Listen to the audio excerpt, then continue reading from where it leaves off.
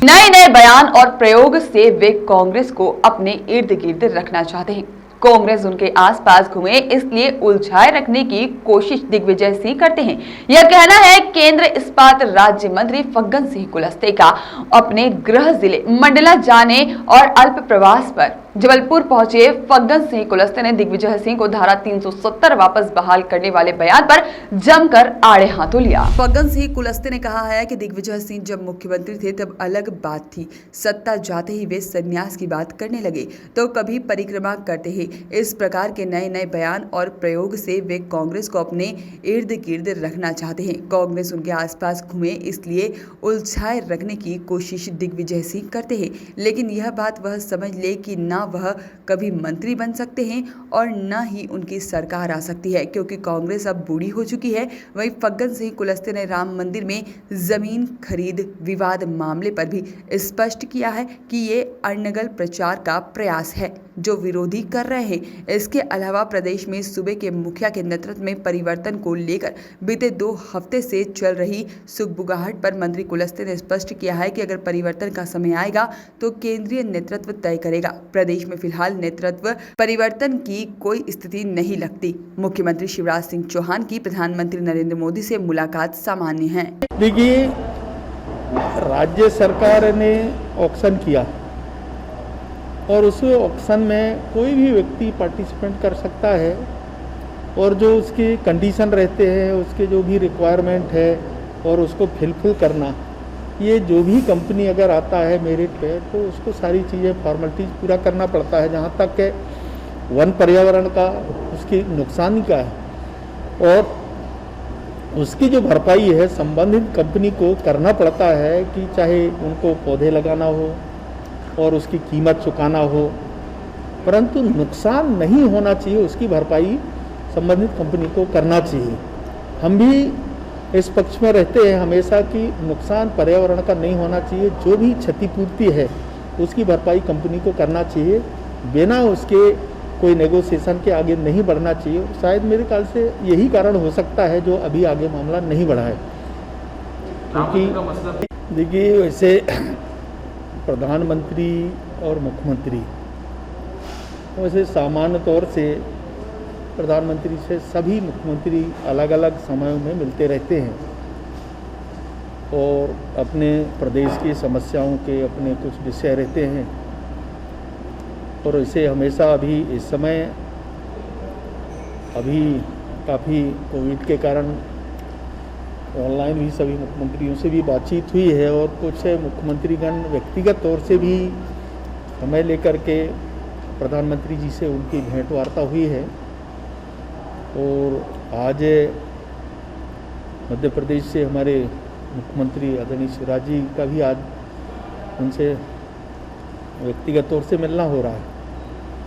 मुझे लगता है कि ये प्रदेश के विकास और प्रदेश की योजना कार्यक्रम और विशेषकर कोविड जैसे महामारी से संबंधित कुछ विषय थे, क्योंकि अभी जब बैठक हुई थी और उस समय कुछ एजेंडा हम लोगों ने तय किया था और उसको लेकर के भी बातचीत करना था, तो हम सबको उनने सर्कुलेट किया था प्रदेश के विकास में। तो मुझे लगता है कि यही विषय हो सकते हैं और इसके अलावा तो कोई ऐसा मुझे नहीं लगता कि कोई नया कोई विषय है। अगर 2 हफ्तों से बड़े नेतृत्व परिवर्तन की बात लगातार चल रही है, विपक्ष भी कह रहा है कि शायद शिवराज जी केंद्र में जाएं और यहाँ कोई नया चेहरा आ सकता है, तमाम अटकलें हैं, क्या चाहेंगे आप क्या परिवर्तन? देखिए, ये विपक्ष है, ये निर्णय तो करेगा नहीं, जो भी निर्णय करना है वो हमारे पार्टी के केंद्रीय नेतृत्व को करना है। पर मुझे नहीं लगता कि किसी प्रकार का कोई परिवर्तन की आज कोई विषय जरूर सूचनाएं और लोग आप लोगों के माध्यम से मीडिया से भी इस प्रकार के कुछ समाचार आए हैं, परंतु मुझे नहीं लगता कि इस प्रकार के आज की तारीख में कोई परिवर्तन की कोई इस प्रकार की स्थिति है जो मैं समझ पा रहा हूँ। तो निश्चित तौर से आज शिवराज जी जो भी कारण है, पर हम लोगों को सर्कुलेट उन्होंने किया था कि उन्हें सहयोग की अपेक्षा किया था केंद्र से, तो मुझे लगता है कि प्रधानमंत्री जी के पास जाने का कारण यही है। वैसे इस समय कोई आवश्यक भी नहीं है कि इसमें किसी प्रकार का कोई नेतृत्व परिवर्तन का कोई विषय हो, और कभी ऐसा कोई समय आएगा तो ये तो उनको ही तय करना है। देखिए, एक बात सबके ध्यान में है कि विपक्ष ये कह रहा है कि जिन लोगों ने पैसा दिया, चोरी किया, चंदा किया या डाका डाला, देखिए ये उस समय भी प्रधानमंत्री जी ने साफ कहा, बाकी समाज के लोगों ने भी कहा कि राम मंदिर का निर्माण जनता के सहयोग से, देश के नागरिकों के सहयोग से बनना चाहिए, ये तय किया। और इसी कारण से लोगों ने सहयोग किया। किससे कितना सहयोग किया, ये वास्तव में पूरे देश भर से एक जन सहयोग की अपेक्षा थी, उस आधार पर लोगों ने सहयोग किया।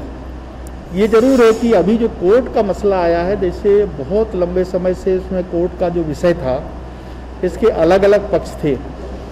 अभी जिस प्रकार के विषय आए हैं, तो मुझे लगता है कि ये कोर्ट उसका समाधान निकालेगा, क्योंकि कोर्ट के फैसला के आधार पर, सुप्रीम कोर्ट के निर्णय के आधार पर ये राम मंदिर निर्माण का काम प्रारंभ हुआ। तो अब उसमें कौन सा पक्ष है, क्या है, इस प्रकार के जो एलिगेशन लगते हैं और उस पर रुकावट आई, तो ऐसा नहीं है। मुझे लगता है कि इसका रास्ता निकलेगा, चूँकि सुप्रीम कोर्ट का फैसला था।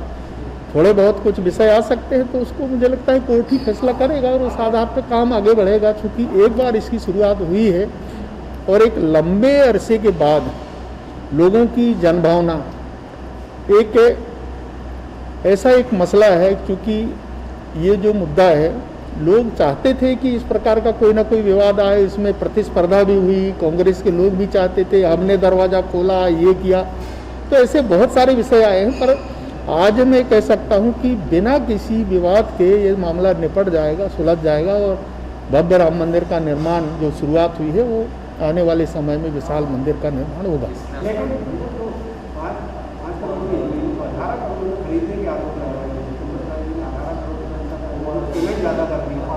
देखिए, ऐसा वो देखिए, अब विरोधी दल का काम है कि उनका विरोध करना, परंतु मुझे नहीं लगता उसका समाधान होगा। उसकी कीमत क्या है, किस प्रकार का है, कैसे आकलन हुआ, ये मुद्दा अलग है। और जो भी होगा, अगर कोई प्रॉपर्टी का है, गवर्नमेंट का है, कोई प्रीमियम का जो विषय आता है, तो स्वाभाविक उसके जो भी नियम हैं, रेगुलेशंस बने हुए हैं, उस आधार पर पीएम वगैरह हटाने का प्रोविज़न रहता है, उसके बारे में ट्रस्ट सोचेगी।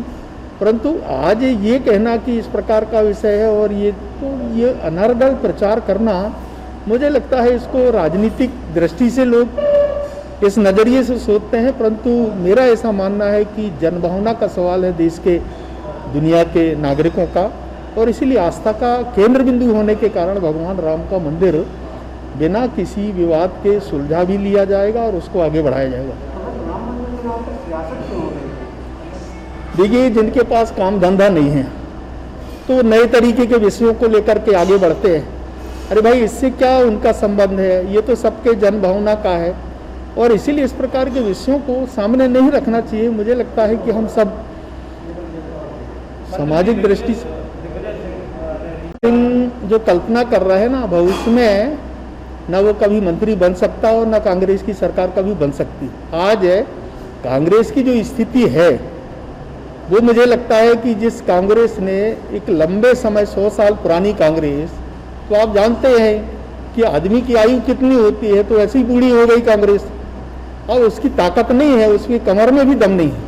पाकिस्तान की एजेंट ग्रुप का निभा रहे हैं कुछ नेताओं ने भी कहा। देखिए, दिग्विजय सिंह नए नए प्रयोग करते हैं, और इसमें वो ये चाहता है कि मेरा नाम कम से कम किसी न किसी नए प्रयोग पर, नए शब्दों पर, नए तरीके के प्रयोग करे, और इस प्रकार का वो प्रयोग करता रहता है। और इसीलिए मुझे लगता है कि आपने देखा होगा, जब मुख्यमंत्री थे तो बहुत सारे ऐसे विषय आते थे, तो उनने कहा कि भाई अब तो कांग्रेस खत्म हो गई, मैं संन्यास ले लिया, और अभी कुछ समय पहले परिक्रमा भी किया। तो उसकी मनसा, नियत तो साफ है इस विषय को लेकर। और राजनीति में पर जो लोग हैं, कांग्रेस के लोग हैं, उनको उलझाए रखना चाहता है कि मेरे आसपास है, कांग्रेस घूमे। तो इस प्रकार की स्थिति है, इसलिए उसके बारे में कुछ ज़्यादा कहने की ज़रूरत नहीं है। हमारे मित्र के नाते हम लोग बात करते हैं, पिछले समय भी चर्चा इन सब विषयों में करते थे, परंतु आज जो स्थिति है उसकी, मुझे लगता है कि वो किस भावना से इस प्रकार के शब्दों का चयन करता है वो तो दिग्विजय सिंह ही बता पाएंगे। मोदी कैबिनेट का विस्तार। वॉइस ऑफ राइट्स के लिए जबलपुर से आशीष बाथरे की रिपोर्ट।